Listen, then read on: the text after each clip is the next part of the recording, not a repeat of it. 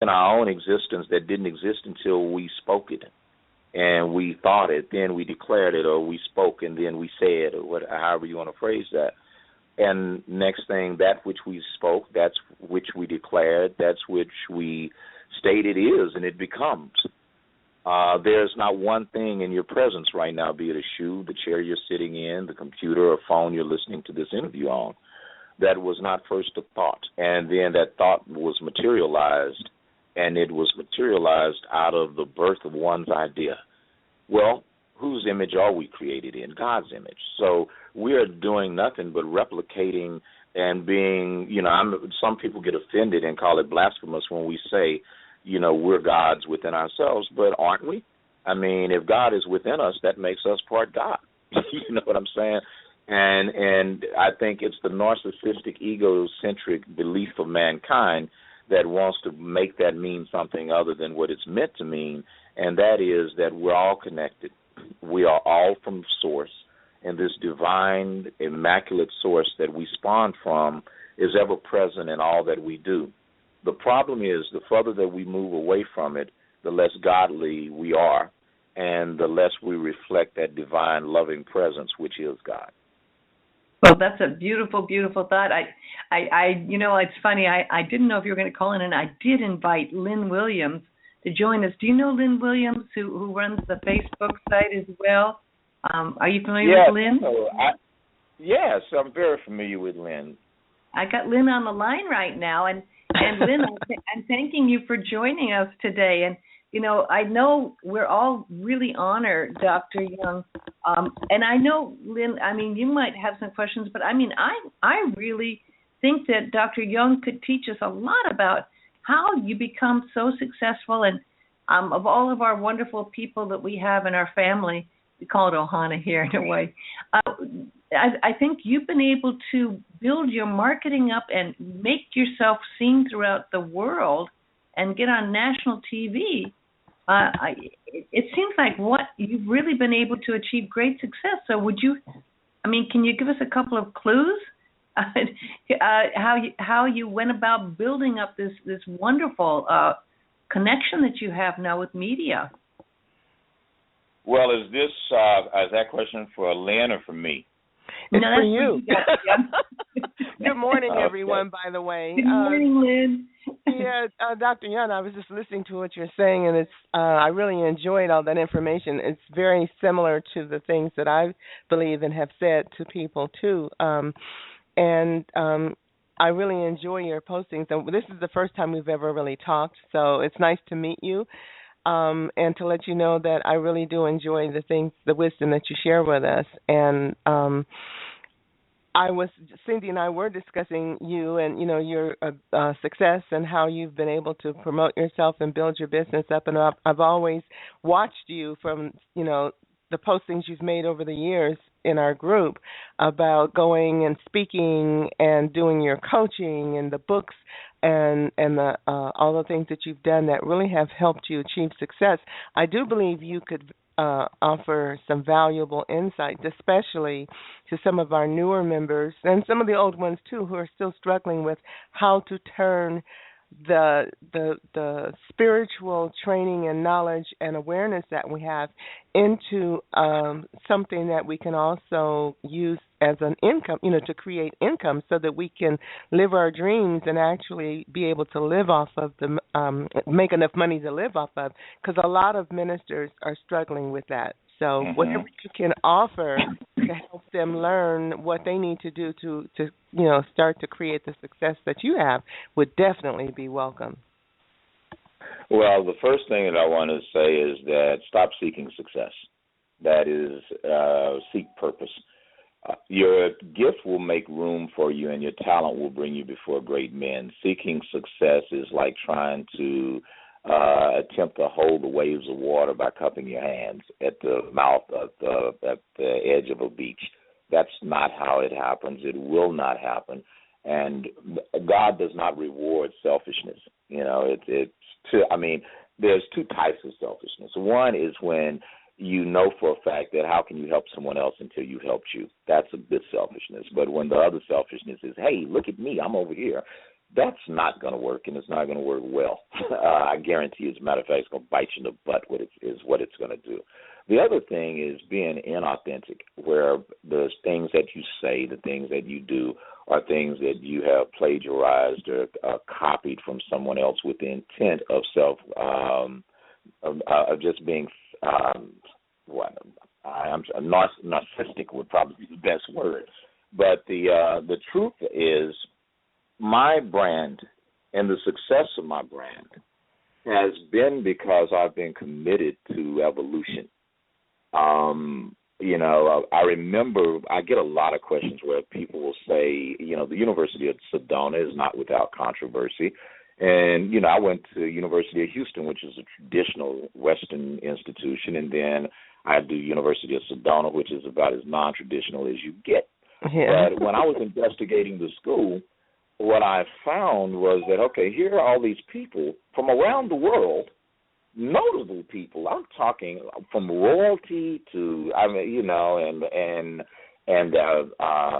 and Eastern royal families to research scientists from the Orient, what have you, are all, and they all do have traditional degrees from the respected institutions of their own cultures, but they go to University of Sedona, and the thing I say is that you are called the University of Sedona, and if you are called, you've already taken care of getting a bachelor's or an associate's degree, and you've already learned the value of study and research. So by the time you start talking metaphysics and some of these East meets West programs that university system offers, you have already reached a point in your understanding that this isn't about the initials behind my name. This is about me having and being enlightened. It's about me grasping and relating to study and to academia in a way that's immersive, in a way that's transcendent. I just want to have doctor or master's behind my name. And, one of the conversations Dr. Masters and I had, we had several conversations, but this is one of them that we had was, why are people here and where do we go with this university, this system, to make it more permeable to people who are more critical of the nature in which we pursue our methodology and teaching and what have you. And I told him, I said, well, I do think there's a need for us to create a stronger foundation at a bachelor's level with people, with them doing traditional curriculums like English and history and all of that. But I said that because you can't fully appreciate or embrace understanding what we're teaching and metaphysics and things of that nature without having a rudimental approach to study and understanding. I'm saying all that to say this about success. Your success is a reflection of your passion.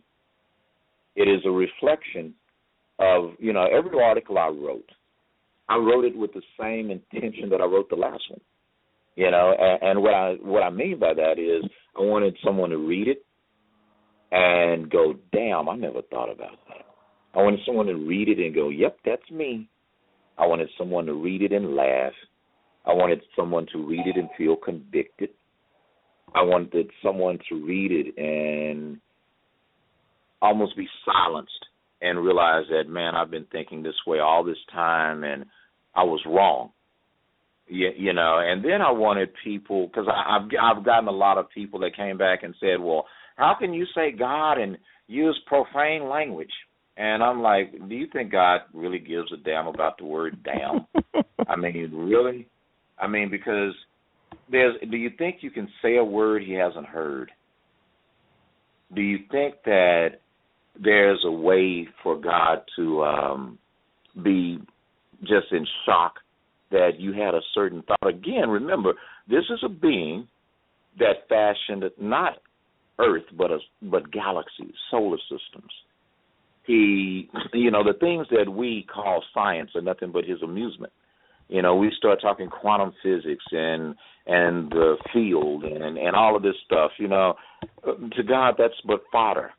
So how is he offended by a word. He's not. As a matter of fact, there's nothing you could do that offends God, and because everything works to serve something else. This is another thing about creating success. It's dichotomous. How can you really appreciate success if you've never failed? How can you garner an audience unless you've learned to appreciate an audience of one? How can you reach other people if you hadn't been in a position where you were so desolate that you needed someone to reach you? And by doing these things, I remember when the Associated Press called me. I was leaving an interview in Austin, Texas, and they called me, and, I'm driving down this freeway in a little country town, and they say, "Hi, this is Derek Lang with the Associated Press, and may I speak to Dr. Young?" "Hi, this is he." And said, "Well, Dr. Young, I'm with the Associated Press, and I'm calling you to talk to you about the show The Bachelor." Now, being honest, I didn't even watch that show. I know this is probably going to discredit my interview now, but I don't care. But I didn't watch the show. And then I said, "Well, sure, I watched it." I lied. And I said, "Well, what's your question?" And they said, "Well, Jake and Vienna broke up." I didn't know who the hell Jake was or who Vienna was, but I did know about relationships. And I did know that if you are on national TV, and I'm on national TV and on TV all the time, I said, I know that you have a lighting tech, and with that level of production, you have a makeup artist, you have a gaffer, you have a sound guy, you have at least 2 or 3 different camera angles happening, blah, blah, blah, blah, blah. You had to block off if you get filmed in a public place. People are standing around looking at you and all of this kind of stuff. So I made some comments, common sense comments, like if you're doing this, are you really looking for a relationship or are you looking for national attention? Are you blah, blah, blah, blah. At the end of the day, long story short, I end up in 17,000 newspapers around the world the next day. Wow. My publicist is the same person, Paul Krupin, who is the publicist for a little lady that wrote a book called The Secret and a few other people. And I call him, and we're talking. I say, "Paul, man, I did this Associated Press." I said, "I'm in 17,000 newspapers today. I am all over everything. I'm getting calls from everywhere. My name is written in languages that I've never seen before, et cetera." And he said, "That is a PR home run." He said, "You can't buy that." He said, "If you had bought that, that would have literally cost you millions." I mean, I had more coverage than the Super Bowl gets, and I'm not bragging, and it's the truth. The Super Bowl is covered like that all around the world. This game that a lot of people aren't even familiar with, but it shows up. That's how that happened. Again, I didn't do it. The next thing that happened for me was I got a call from CBS, a show in my local market called Great Day Houston, and they I was on there, and then they invited me back, and they invited me back like 7, 8 times in a year, and next year's about another 7, 8 times or whatever. And people, I didn't, much to my surprise, they said, "Well, people have to pay to be on that show." And I said, "What? I've never been paid to be on that show. How much do they have to pay?" "Typically between $5,000 and $7,000. Well, I damn sure didn't have $5,000 to $7,000. Dr. Young, I just want to interrupt here and say we only have a minute left for the people listening online, but we can continue, and I will continue the broadcast, and I'll publish the entirety of the broadcast and okay, have that available that I'll post as well. And because I'd like to ask them a question or two. OSFM.com next week so people can hear the whole thing. So just in case we get cut off, people will be able to listen to the whole thing next week, because I love listening to you talk to Dr. And I have to say, Dr. Young, it's very different listening to you talk versus reading what I see in your post. But I do have to, in case people lose us that are listening right now, people can go to your Facebook site and learn and connect so much. You have a wonderful Facebook site. And your website's drdIvanyoung.org. And on Facebook, is that also Dr. D. Ivan Young?